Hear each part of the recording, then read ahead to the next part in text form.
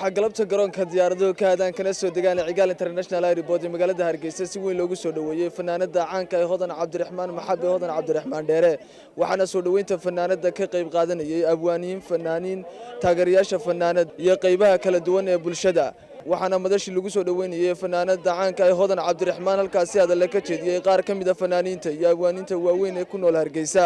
waxayna si weyn u soo dhaweeyeen fanaanada Hodan Cabdiraxmaan maalin qiimo badan runtii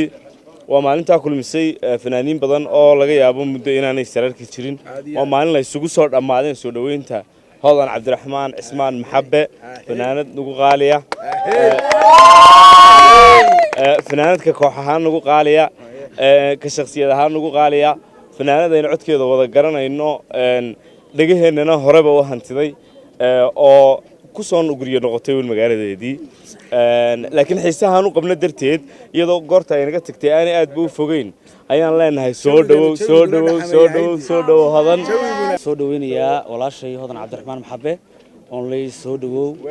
qalbi furan ku soo dhawow fanaaniintaadii kooxahaagii iyo kooxaha xidiyaagiis waxay ku leeyihiin soo dhawow maalin weyn waa maalin boqran waa maalin aad jawiga iyo quruxda aad yaabisaan waxaan halkan ku soo dhaweynaynaa inantan abtiga wahay adeerkana wahay labadaba waxaan leenahay soo dhawow caasimadii Soomaaliland ku soo dhawow dalkaagii hooyo ku soo dhawow dadkaagii iyo fanaaniintaadii oo ku heelan fanaaniinta reer Hargeysa iyo dhamaan kooxaha ka jira Soomaaliland waan soo dhaweynaynaa fanaaniinta eriyatay Hodan Cabdiraxmaan ee kaga hadhay meel baan oran karaa aad baan u soo dhaweynaynaa waan ku faraxsanaynaa maanta soo dhaweyno oo niyada halka u taaganahay Hodan Cabdiraxmaan aad iyo aad baan kuugu xiisnay bagu Ilaahay ku soo nabad celiyay si nabad geliyo leh iyada oo maantuna ay noqotay maalin imaatinkeedu sababay intaas fanaaniin isugu yimaadaan farxad ku soo dhaweeyaan waaweynaayo dadkiiga waaweynaayo maamuus iyo magacba lahaa baa yiri waxaan oranayaa anaguna ka koox ahaan iyo ka fanaaniin ahaan waxaan oranayaa walaashay marna eedaday marna saaxiibaday soo dhawow baan oranayaa doorta hadal waa la dhimay farxaduna way naga wada muuqataa dhamaantayo Hodan Cabdiraxmaan horta mar kasta waan wada joognaa laakiin markana iga sii farxad badan tahay mar labaad iyo mar saddexaad soo dhawow aniga Hodan waa maamaday marka aan maamul leeyahay ma aha qof iga weyn laakiin ixtiraam ahaan qof aan aad u jecelahay soo dhawow mar labaad iyo mar saddexaad waan soo dhaweynaynaa walaashay Hodan wax leena soo dhawow hay fankeeda aan taageero Hodan Cabdiraxmaan Dheere oo aan leeyahay mar saddexaad iyo mar labaad iyo mar walba soo dhawow walaalo aad baan ku jeclaan geesteeda fanaanada caanka ah Hodan Cabdiraxmaan Dheere ayaa u mahad celisay abwaaniinta iyo guud ahaan shacabka reer Soomaaliland ee maanta ku soo dhaweeyay garoonka diyaaradaha Cigaal International Airport dhamaan ummadda reer Soomaaliland TV-yada asxaabta fanaaniinta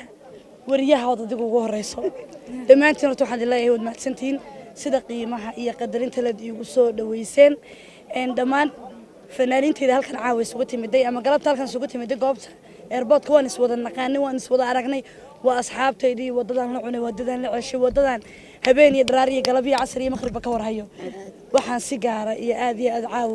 maanta igu weyneed inaan nadiirno isku arko magaalada Hargeysa walaal waxaan ku leeyahay thank you aad baan ku salaamayaa waxaan idinkaga mahad celinayaa fanaaniinta xaq dumar iyo xaq rageed walaalahay intii ila kooxa intii aan kooxdeeda ka tirsanayn ee laakiin fankayga iyo walaaltinimadeeda jecel aad baan idin jeclahay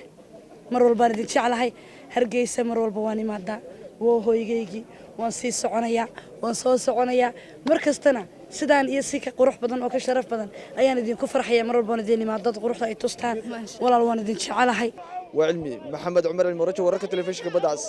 Hargeysa